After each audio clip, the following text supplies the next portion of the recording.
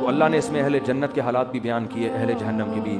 تو بھائی خوش قسمت انسان وہ ہے جو گناہوں سے توبہ کر لے. بہت آسان ہے، کوئی زیادہ ٹینشن والا کام نہیں ہے.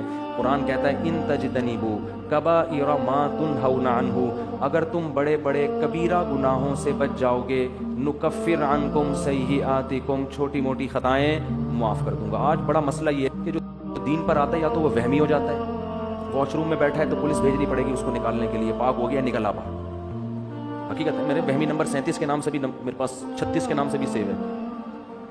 یہ ہیں پاگل ہوئے ہیں. اتنا نہیں ہے دین مشکل یار، استنجا کرو نکلو پتلی گلی. کہہ رہے نہیں چھیٹ پڑتی ہے، یوں ہوتا ہے، یوں ہو جاتا ہے، ایسا نہ ہو یہاں لگ جائے تو پھر آگ چھوئے گی قیامت کے دن. وضو نہیں ہو رہا لوگوں کا. یہ صحیح حدیث ہے کہ وضو میں بال برابر کی جگہ بھی خوش رہ گئی تو حدیث میں آتا ہے جہنم کی آگ چھوئے گی اس کو، کیونکہ وضو نہیں ہوگا، نماز نہیں ہوگی. نماز چھوڑنا تو پھر جہنم میں جانے کا ذریعہ ہے. لیکن وہ آرام سے ہو جاتا ہے. ہمارے نبی بھی تو ایسے آرام سے وضو کر لیتے تھے.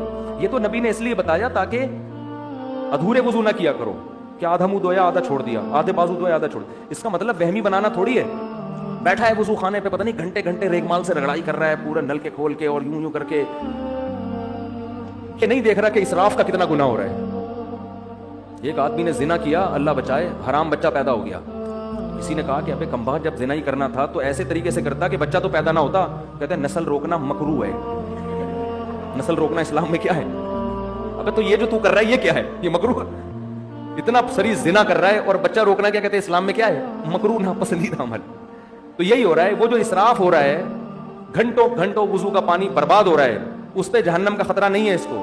اور یہ ہے کہ اگر یہ خوش رہ گیا تو کیا ہوئے ہیں وہمیوں سے نکلیں، کبیرہ گناہوں کو چھوڑ دیں، بس جنت ہے انشاءاللہ. کبیرہ کیا ہے؟ سب سے پہلے نماز کا جان کر قضا کرنا، داڑھی کاٹنا بھی معذرت کے ساتھ کبیرہ گناہ میں داخل ہے. سود کھانا، رشتہ داری توڑنا، بشرطے کہ وہ بہت زیادہ برا سلوک نہ کر رہا ہو. اگر آپ نے جوڑنے کی کوشش کی پھر بھی کم بخت نہیں جوڑ رہا، پھر چھوڑ دو اس کو اپنے حال پہ، پھر گناہ نہیں ملے. اپنی طرف سے پوری کوشش جوڑنے کی کرو. ماں باپ کو ستانا، کبھی کبھار اونچ نیچ ہو جاتی ہے، بار بار ہو رہی ہے، پھر یہ ٹھیک نہیں ہے. باپ سے اگر نہیں بنتی نا، ہر وقت کی چک چک الگ رہ لو. جب لڑکا جب بالغ ہو جاتا ہے، شادی ہو جاتی ہے، تو ابا کے ساتھ رہنا فرض نہیں. بعض دفعہ ایسے ہوتا ہے کہ باقی ابا ہی تھوڑے سے ٹیڑھے دماغ کے ہوتے ہیں، وہ بچے کو جینے ہی نہیں دیتے. وہ جب بھی گزریں گے کچھ نہ کچھ ہوتا ہے یہ بعض دفعہ. تو بجائے باپ سے بدتمیزی، اونچی آواز سے بات، اس کی حق تلفی، پتلی گلی سے نکل لو. شادی کر کے الگ رہو، ابا سے خیریت پوچھتے رہا کرو.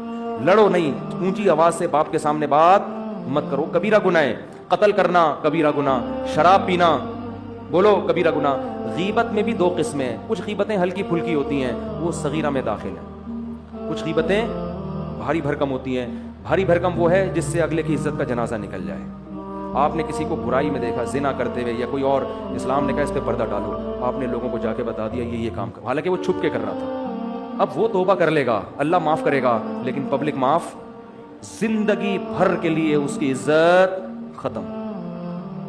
شوہر کوئی زنا کرتا ہے، برائی، لوگ بیوی کو جا کے بتا دیتے ہیں، بھائی چھپ کے ایک آدمی نے کام کیا ہے، پردہ ڈالو، اس کو الگ سے سمجھا دو لے جا کے، کیوں اس کے راز کو فاش کر رہے ہو. اب بیوی کو جب بتا دیا، ہو سکتا ہے شوہر بعد میں تبلیغ میں وقت لگائے، کچھ بھی کرے، توبہ کرے، اللہ معاف کرے گا، لیکن عورت کے دل میں جو بال آ گیا، جو اس کا گھر تباہ ہوگا، برباد ہوگا، یہ اب اس کی تلافی کبھی بھی بولو نہیں. پردہ ڈالنے کا عورت کے جرم پہ بھی، مرد کے جرم پر بھی پردہ ڈالنے کا حکم ہے. ہائی لائٹ کرنے کی اجازت نہیں ہے.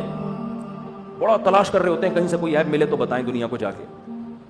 اور کیا ہے کبیرہ گناہ ہے؟ رمضان کا ایک روزہ بھی جان کر قضا کر دیا تو یہ صغیرہ گناہ. سارا سال روزے نہ رکھیں، نہ 10 محرم کا رکھیں، نہ عرفہ کا رکھیں، وہ سب نفلی روزے ہیں.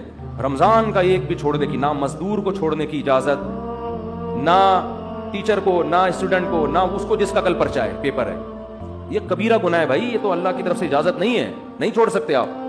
اور توڑ دیا تو 60 روزوں کا کفارہ بھی ہے. رمضان کا روزہ اگر توڑ دیا نا بیماری کے بغیر تو 60 روزے لگاتار رکھنے پڑیں گے، پھر اللہ گناہ کو معاف کرے گا. 60 روزے لگاتار نہیں رکھے تو یہ وبال قیامت کے دن اپنے گلے میں لے کے جاؤ گے. کتنے لوگ ہیں جوان ہیں، روزہ توڑ دیا انہوں نے.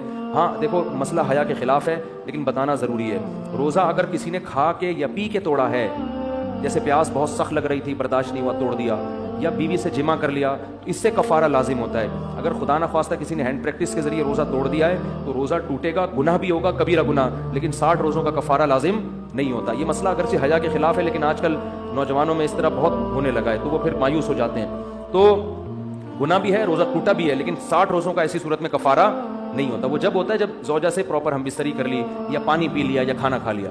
تو یہ بھی زکوٰۃ نہ دینا بھی کیا ہے, کبیرہ گناہ ہے. سال میں ایک دفعہ اللہ 2.5% مانگ رہا ہے. تو یہ سب کبائر میں داخل ہیں. تو ان کبیرہ سے اگر بچ جائیں گے, اللہ کہتے ہیں چھوٹی موٹی خطائیں وہ رحمان ہے, نماز سے معاف ہو جاتی ہیں, لیلۃ القدر میں جاگنے سے معاف ہو جاتی ہیں, اور حج سے معاف ہو جاتی ہیں, عمرے سے معاف ہو جاتی ہیں, صدقات و خیرات سے اللہ کا غضب ختم ہو جاتا ہے.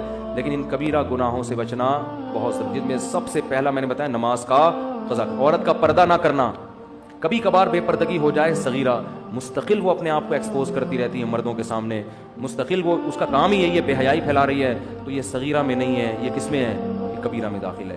اللہ تعالی ہم سب کو عمل کی توفیق دے.